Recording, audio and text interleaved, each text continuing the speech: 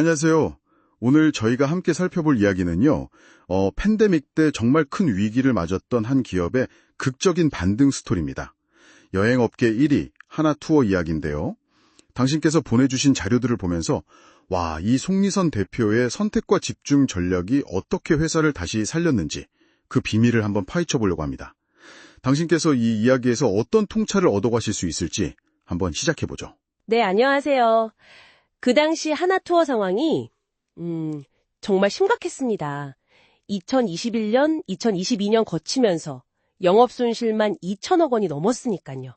특히 이제 송 대표가 2020년 3월에 딱 왔을 때는 이게 적자가 계속 쌓이다 보니까 자본 잠식 위기? 이런 말까지 나왔었거든요. 정말 절체절명의 순간이었죠. 그런 상황에서의 결정들이라 더 의미가 있는 것 같습니다. 그 핵심 전략이 원래 잘하던 여행에만 집중하자 이거였잖아요. 어떻게 보면 되게 단순해 보이는데 근데 그때 하나투어가 하던 사업이 와 정말 많았어요. 면세점도 있었고 호텔, 심지어 식음료, 미디어까지요. 이걸 정리하는 게 쉽지 않았을 것 같은데요. 그렇죠. 이게 위기 상황에서 잘하던 것에 집중한다는 건 반대로 말하면 잘 못하거나 시너지가 안 나는 것들은 과감하게 버려야 한다는 뜻이거든요. 송 대표가 그래서 단순히 그냥 비용 줄이자 이게 아니라 이 사업들이 진짜 여행업이랑 시너지가 있나 이걸 아주 근본적으로 물어본 거죠. 그 결과로 이제 핵심인 여행 빼고 부동산 자산 팔고 SM 면세점 사업권도 반납하고 이런 어떻게 보면 좀 뼈아픈 구조조정을 한 겁니다. 불확실할수록 진짜 핵심 역량이 뭔지 딱 정의하고 거기에 집중하는 게 얼마나 중요한지 보여주는 거죠. 그렇게 내부적으로 체질 개선을 하면서 또 동시에 이 외부적으로 보이는 이미지, 브랜드에도 확 변화를 줬어요. 그 자주색 로고 있잖아요. 그걸 하늘색, 파란색으로 이렇게 펼쳐지는 지도 모양, 그걸로 바꿨더라고요. 뭔가 여행의 설렘, 이런 걸 담으려고 한 거겠죠? 그리고 SNS 한방 프로젝트. 이거 진짜 흥미로운데 보통 MZ세대 많이 노리잖아요?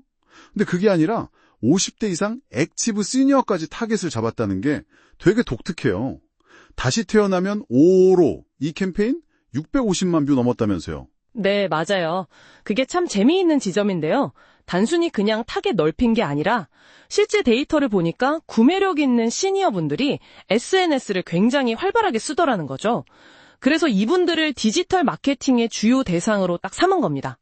어떻게 보면 젊은 층 전유물이라는 그런 생각, 그걸 깬 거죠. 로고 변경도 그냥 디자인만 바꾼 게 아니라 뭐랄까 새로운 경험을 펼친다 이런 메시지를 담아서 브랜드 정체성을 다시 만들려고 한 시도였고요. 결국 시대 변화에 맞춰서 고객이랑 어떻게 소통할 거냐 그 방식 자체를 바꾼 거라고 볼 수 있습니다. 상품 전략에서도 그런 변화가 딱 보이더라고요. 2030 세대는 예를 들면 위스키 시음 여행 아니면 스카이다이빙 체험 이렇게 아주 목적이 명확한 소위 뾰족한 테마를 딱 공략하고 또 4050 세대는 그들끼리 좀 어울려서 편안하게 가고 싶어하는 그런 니즈가 있잖아요. 그걸 또 반영한 상품을 내놓고. 네, 맞습니다. 예전처럼 그냥 다 똑같은 패키지가 아니라 세대별로 또 취향별로 원하는 게 다르다는 걸 정확히 본 거죠. 그래서 그걸 맞춰서 경험을 설계한 거예요. 젊은 세대한테는 그 뾰족한 목적 달성에 집중하게 해주고 중장년층은 또 비슷한 사람들끼리 같이 가는 그 편안함, 유대감 이런 걸 중요하게 생각하시니까 거기에 맞춘 거고요. 결국 모든 전략이 다 고객 경험 중심으로 다시 짜여진 셈이죠. 그래서요. 이 모든 노력들 결과가 어땠습니까? 정말 궁금한데요. 결과는 정말 놀라웠습니다. 불과 한 3년 반, 그 정도 만에 흑자로 돌아섰고요. 작년에는 영업이익이 509억 원, 이건 역대 최고 수준이라고 하더라고요. 올해도 계속 성장세라고 하고요. 증권가에서는 연말쯤 되면 코로나 이전 수준으로 월 평균 송출객 수 한 30만 명 정도, 그 정도 회복할 거다. 이런 긍정적인 전망까지 나오고 있습니다. 와, 진짜 극적인 반등이네요. 그러면 앞으로는 뭘 보고 있나요?